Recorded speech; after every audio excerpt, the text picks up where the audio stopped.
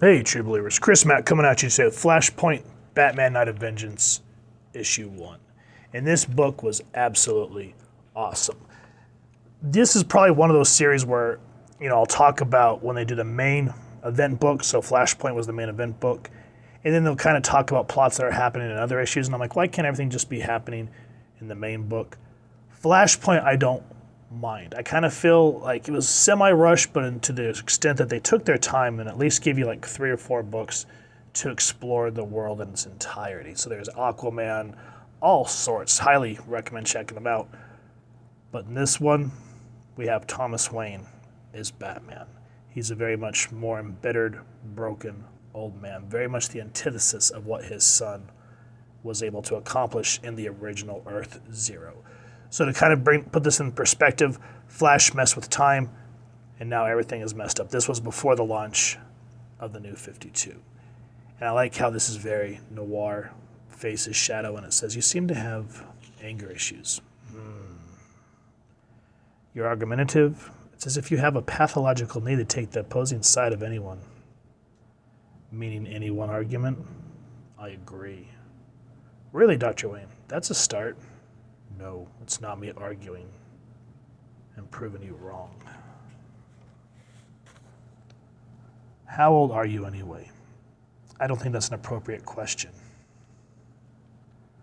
My psychiatrist, look, the only reason you're here is because I have to have insurance, and I won't be renewed unless I sit down across from some idiot kid who works for an insurance company I'm paying a lot of money to diagnose me as insurable. That pisses me off. The sitting down, not the money. I'm not an idiot kid. I have a PhD. Skin thickens with age. How thick is yours? And I like how she's kind of, and ka-chung, pass. You just right there in those first few panels, you get the idea of what type of person Thomas Wayne is. So Batman Night of Vengeance, this is written by Brian Azzarello, who, if you guys know, he did The 100 Bullets, which was always kind of a more noirish, dark comic book. This is illustrated by Eduardo Urezo. Colors, Patricia Mulvihill. I'm sorry if I pronounced that wrong. Letters is Clem Robbins. Cover was Dave Johnson. And then there's the editors, and of course Batman was created by Bill Finger with Bob Kane. So we notice here, all of a sudden, that Bruce Wayne runs a casino, and his essentially right-hand man is Oswald Cobblepot.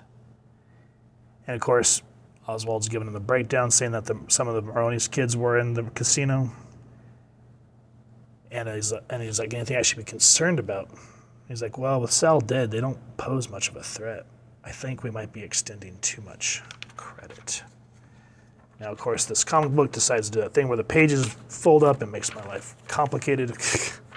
I hate when books do that. But here I like how Thomas says, don't cut them off just yet.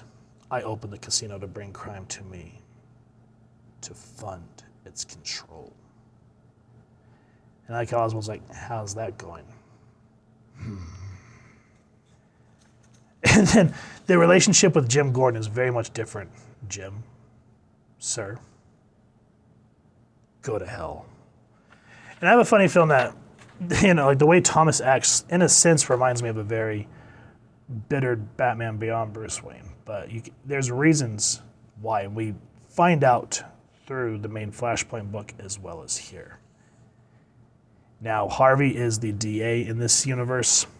His kids have been kidnapped by the Joker of this universe. He goes, why does the Joker always end up in Arkham Asylum if it's useless? The Joker's insane. And a menace, like Hush, Scarecrow, Ivy, and they're all dead. Gotham security had nothing to do with any of that, Judge Dent. No. Batman.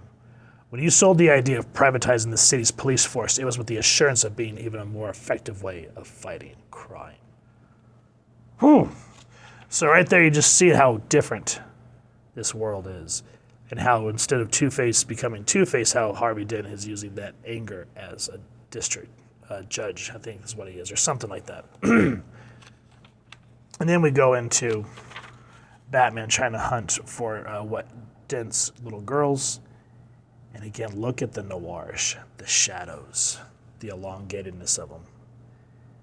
And what I've always liked about Brian Azzarello in each iteration of comics that I've read, whether they're Batman or what have you, we get past these stupid-ass ads.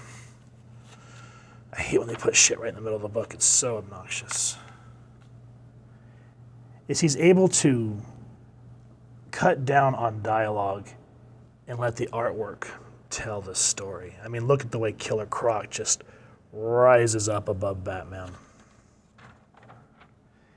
And then, boom, a beat. The attack. Boom, clang. In the moment of, oh God, is Batman going to survive? And then more ads. And what I like here is how they give the audience, the reader, the idea of where Thomas Wayne became Batman instead of Bruce. So spoiler alerts, if you haven't read this, go pick it up and come back, and you're back. So while Thomas is sitting here drowning, we see Bruce, we see Martha, we see Thomas lunge at the mugger in Crime Alley. And then bam, bam. And that's enough anger to push Batman to take out Killer Croc. How does he take him out? You guys are going to have to read the comic book.